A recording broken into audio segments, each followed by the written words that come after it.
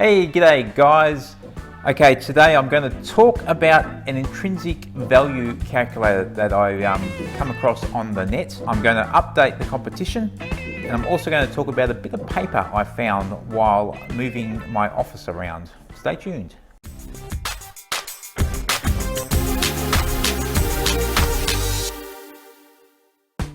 Hey, g'day guys. Aussie share trader, Darren also. It's Friday today, and I just love Fridays, and I just felt in such a good mood being Friday. I thought I'd do a vid, and I think I'm going to do a vid every Friday. I spoke in my last vid how I have got a few of the things I'm focusing on at the moment, but I'll at least do one vid a week, and I think Friday, I'll try and find a consistent time, probably Friday morning. I'll start putting up a video every week, at least for the next month or two, while I've got a few other things going on. So look out for the Friday morning vid. Okay, so the first thing I'm going to show you is a little calculator that I come across. And, sorry, my little dog, little pitter patter of his paws. Shows how to work out an intrinsic value for a stock using the Warren Buffett method. Now, I don't know how accurate this calculator is, but what I do know, it is a good way to compare apples with apples. So if you run all the stocks from a sector through this calculator and get an intrinsic value for each of them, you can compare one with the other. Now, it isn't the be all and end all. This isn't the only thing you have to do to work out the value of the stock, but it does give you a starting point and maybe just one tool you can use. So let's go to the screen and I'll show you how it works. Okay guys, so if you have ever heard Warren Buffett speak, he talks about something called intrinsic value. And that is, he speaks for trying to work out basically the real value of a stock. So its share price fluctuates daily. But according to Warren Buffett, there's a real value, an intrinsic value that you can use to gauge whether the current share price is too high or too low. So whether it's maybe a good buy or whether you should stay away from a stock. Now there is a website out there called buffettbooks.com, and I suggest you go have a look at it because it does have a fair bit of info about Warren Buffett and his methods. And as far as I can tell, it's all free as well. So maybe a good resource if you're looking at more long-term investing. Anyway, this particular page, which I will put a link down in the description, is a calculator for working out intrinsic value. So what I am going to do, I'm going to go through, actually I'll get rid of all these values. I'll just run through it. So I'll get rid of all these values, and we'll do a brand new one. Okay, so we don't need that now. Okay, so we're going to go through and do a brand new one, and you work out an intrinsic value of Commonwealth Bank is the one that we're going to use. Okay, so we're going. Now this is how I do it because I use ComSec for a lot of my research. So I'll show you how to do it in ComSec, and you might have to decipher how you're going to get the info yourself from whoever you use. Then there may be other ways to get this, but this is how I do it, and yeah, I'll show you that, and you can work the rest out for yourself. So with ComSec, if I go into quotes and research, and I go into quotes, and then I go into indices.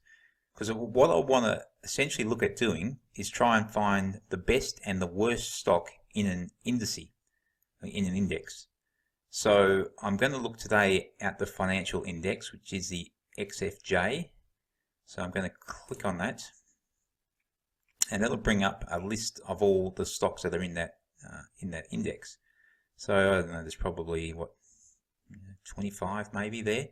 What I'm going to do, just in this one, I'm going to look at CBA to just test it. So I click on CBA. Now I go to the company research. When I'm in here, I click on company info.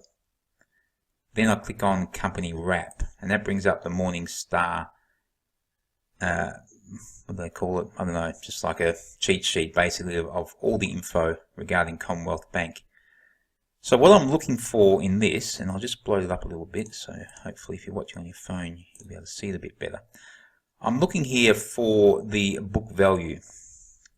Okay, so you can see that here over the last, what's that, 1, 2, 3, 4, 5, 6, 7, 8, 9 years, how the book value has grown in this case. And you can see with Commonwealth Bank very consistently, even through 09, 10, it's growing every single year, which is, it looks nice when they can keep adding book value to a company. So now let's go back to the calculator here. So it asks, first of all, the current book value. So we'll have a look. Current book value is $36.60. So we'll put that in. 36.60. Old book value. So we'll go back to the first one, which was there, and it's $20.35. So we'll put that in.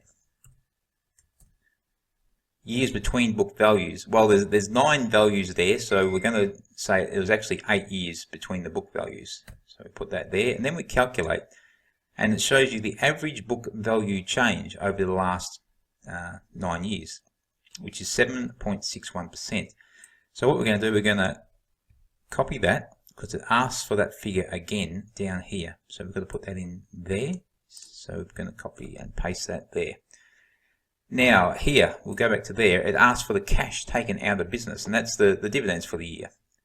So if we go back here and we look, we can see down here the dividends per share current, which we're going to use, is $4.29. So let's go back and put that in. 4.29.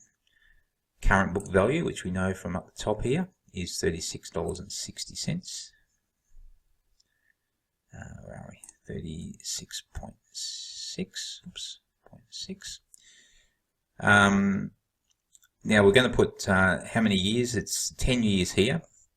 We're going to put the 10-year Fed note, which what I do is use the Australian 10-year bond yield, which is currently 2.771, and you can easily Google that. I'll actually put the link to this particular page in the description as well, just so you've got it there. So we put 2.771, and then we click calculate, and this calculator will give us what it believes is the intrinsic value of that particular stock.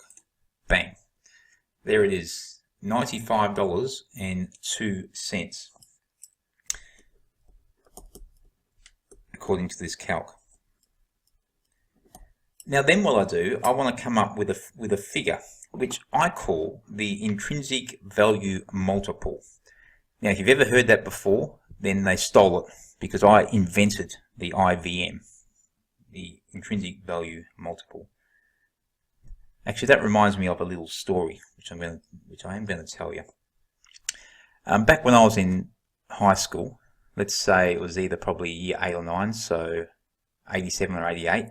I know it was those 2 years because they're the only 2 years I actually went to high school.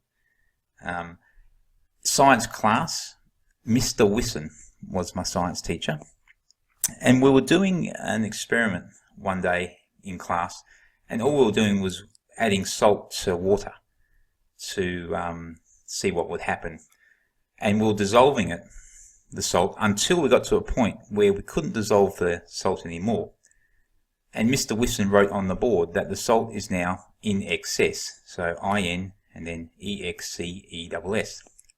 And he said, another way you can write that, he said, I've invented a word, and this is how I write it. And he wrote INXS, in excess. And he said, now there's a band running around at the moment who are using this word. And of course, 87, 88, in excess, were like probably one of the biggest bands in the world. And if they weren't the biggest in the world, they were definitely the biggest in Australia. And if they weren't the biggest in Australia, they were definitely the biggest in Perth, because a couple of the members, the Farris brothers, were from Perth. So, we thought of INXS as one of our own sort of thing.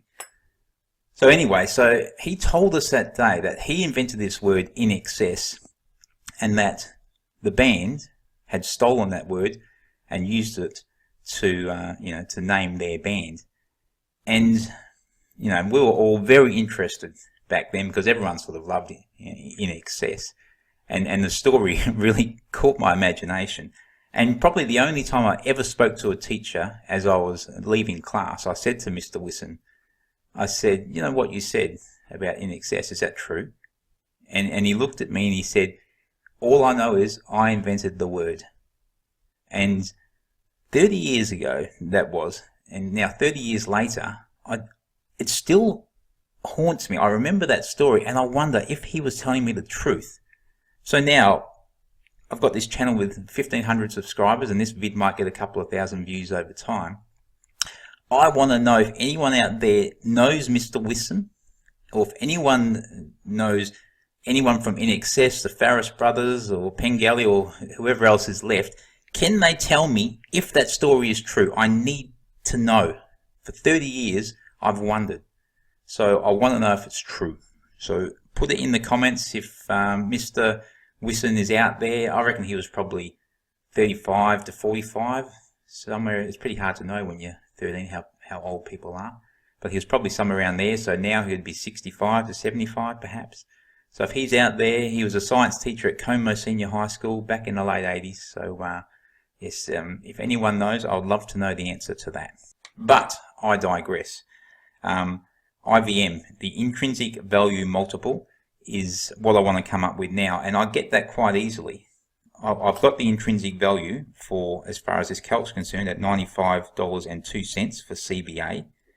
Now all I need to do is divide that by the current share price, which is $73.09. So if we do this, where is it? 95.02 divided by 73.09 equals 1.30. So the intrinsic value multiple, the IVM, for CBA is 1.30%. Oh no, sorry, 1.30. That's the multiple. Okay, so what you can do then, so you're comparing apples with apples, you can go through and do that for each of those shares that are in the XFJ, where is it? Yeah, the XFJ, the financial index. So and this is some homework for you guys, if you want to do this, you can go through and do what I just did for CBA, do it for every one of these stocks, and come up with an IVM for each stock. Then what you can do is you can hedge the highest and the lowest. So if one's say 2.2, that may mean, according to that calculator, it's well underpriced. And if one's 0.8, that may mean that it's well overpriced. And I've actually done this before. I have tested this theory. I went through this calc maybe about a year ago, and at the time, Macquarie was around about $86, and that come up as quite a high IVM. So I actually went long in my hedge portfolio on Macquarie, and CBA come out with quite a low IVM. So I went long Macquarie and short CBA as an experiment, and I held that position for about 3 or 4 months, and it actually did really, really well. And as you can see, Macquarie are now $109, and like I say, they were about $80. I know, probably about $88 when I did this, and CBA are currently $73, and I went short CBA, and they were around $82, $83 from memory. So it actually was a really good hedge because I won both ways, which isn't the way hedges always work. It's ideal if they do, but yeah, so it did work. So for a bit of homework for you guys over the weekend, if you want to go through and do that, what I just did for each of these stocks, and come up with an IVM, and if you want to put it in the comments below, I want to know the stock with the highest IVM, because they may be a good one to go long on, And I also want to know a stock with the lowest IVM, because they may be a good shorting opportunity, and perhaps together, being in the same sector, that might be a really good hedge. Okay guys, I hope all that made perfect sense, and sorry about my little INXS story that waffled on a little bit. But yeah, see how you go with that, and yeah, if you have any questions, just put it in the comments and we can have a discussion. Okay, so what did you think of that? It is interesting, and as I said during that little vid, I have used this before, experimented with it, and it has been quite effective. But as I said, it's not the be-all and end-all, and what you're going to find when you do it, you're going to have some stocks with a really high IVM, but they have that for a reason, so you have to look at it and use a bit of subjectivity there, and disregard the stocks that have a really high IVM, perhaps, and also perhaps the stocks with a really low IVM, because there may be underlying reasons why it is currently at that stock price. But anyway, if you want to do some homework this weekend and come up with the IVM for each of the stocks in the finance sector, I'll be happy to compare mine with yours and see if you can come up with the best long in that sector and also the best short in that sector. If you have any questions, just let me know. I'm pretty much free most of the weekend, so if you want to either in the comments below or message me on Facebook, which is also a good way, a bit more easy to go back and forth on Facebook, I find. So just find my the Aussie Share Trader Facebook page and send me a message, and I'm probably going to be sitting here watching the footy, so yeah, feel free. Okay, so now I'm going to update the competition. Let's go back to the screen. Okay guys, so this is the comp. I'll run through the full board so everyone can see each other's shares. I'll just scroll down nice and gently so you can all see what's going on. If any shares seem to stick out, I will mention them. APX, they're having a nice little run at the moment, up 17%. A few people have them, so they've been charging up the leaderboard. What else? Poor old BLA, they are still getting punished.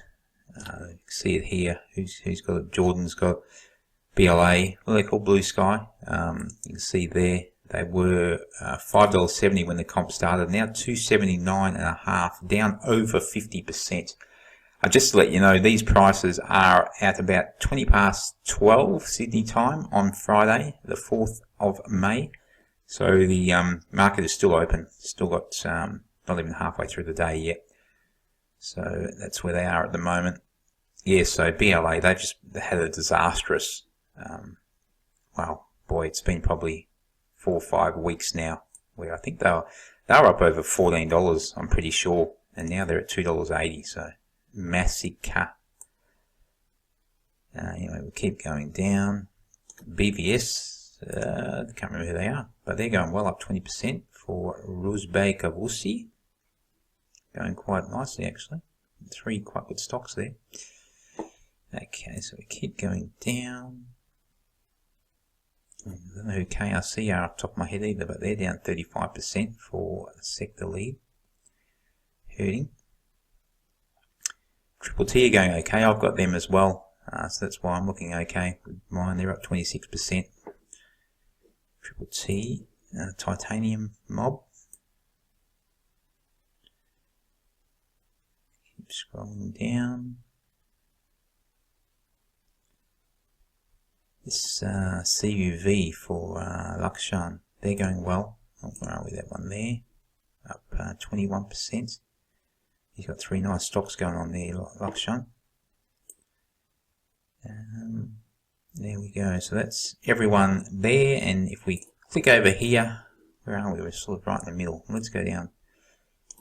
Let's go down to the bottoms. So Kevin Young's still down there. He's got BLA, which is hurting. We'll head up so slowly. You'll see where you are on the ladder. See how many are in the red at the moment. Yeah, about the same.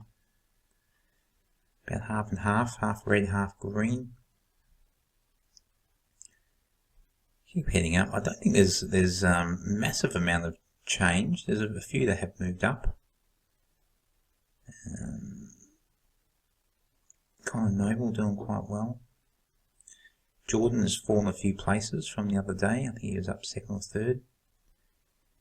Lakshan's still up there. Aussie Wealth Creation's gone up to third place. Amy and Aussie Share Trader. So yes, a few have moved up. Young Brandon doing okay. Ben, I don't know if you've been thereabouts for a while. No worries, guys. So there we are. It's Friday, so that's just an update. Have a good weekend. So there we go. Not a lot of movement. I don't think. You'll know yourself if you've moved up or down. I see Young Brandon doing quite well. Fast Brick are doing quite well. So a few people do have that. So I'm sure they have been shooting up the leaderboard because it has done quite well in the last few days especially. Okay, so I think I will leave it there today. I was going to do talk about a little piece of paper that I found while cleaning up my office, but this vid has just gone a lot longer than I thought it would. So I'll save that one till next time, and it is quite interesting. So next Friday I'll talk about that amongst a couple of other things that I want to talk about then. So stay tuned for that for next Friday. Of course, it is Friday. The footy is back on. So go the Tigers. We're flying at the moment. Oh, the mic's there.